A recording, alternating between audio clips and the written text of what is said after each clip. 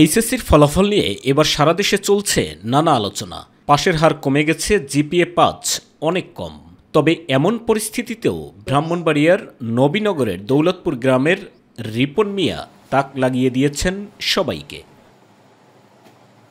Bakery শ্রমিক হিসাবে কাজ করে উপার্জিত অর্থে পড়াশোনা করেছেন রিপন। দিনে কাজ, রাতে পড়া, এই নিয়মেই এগিয়েছে তার পথ চলা। নবীনগর সরকারি কলেজের মানবিক বিভাগ থেকে এবছর একমাত্র জিপিএ ৫ পেয়েছেন রিপন। মাত্র ৬ মাসের প্রস্তুতিতেই এই সাফল্য।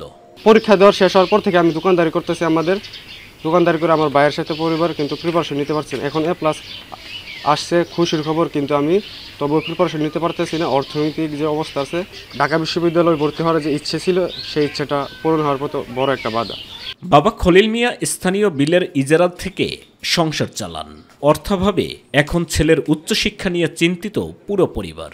আমার ছেলের ইচ্ছা তো আছিল, তারে আমি ঢাকা ভার্সিটিতে লেখাপড়া করাইবার জন্য। আমার তো ঠিক আছে না, পড়াইবার এমন সমর্থন আবার নাই। অদম্য মেধা আর পরিশ্রমের প্রতীক রিপন মিয়া।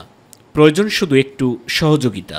সমাজের দয়াশীল মানুষের সহায়তা পেলে হয়তো একদিন দেশের উন্নয়নের চালিকা শক্তির সহযোগী হবেন এই তরুণ। আমি মনে করি রিপন হচ্ছে আমাদের সমাজের ঘুরে দাঁড়ানোর প্রতীক, অদম্যের আইকন। রিপনকে সামনে আগার যাওয়ার জন্য আমরা দোয়া করি, পড়ালেখার জন্য ভালো করে আমরা দোয়া করি। অভাব অনটনের মাঝেও হাল ছাড়েননি রিপন। অর্থের অভাবে যেন থেমে না যায় এই মেধাবী তরুণের স্বপ্ন, এমন প্রত্যাশা এলাকার প্রতিটি মানুষের। জিপিএ ৫ পাওয়াটা মানবিক শাখা থেকে এটা আসলে চ্যালেঞ্জিং ছিল ওর জন্য। রিপন আরো ভালো কিছু করুক, আর এগিয়ে যাইতে পারে, এই দোয়া কামনা আমরা করি।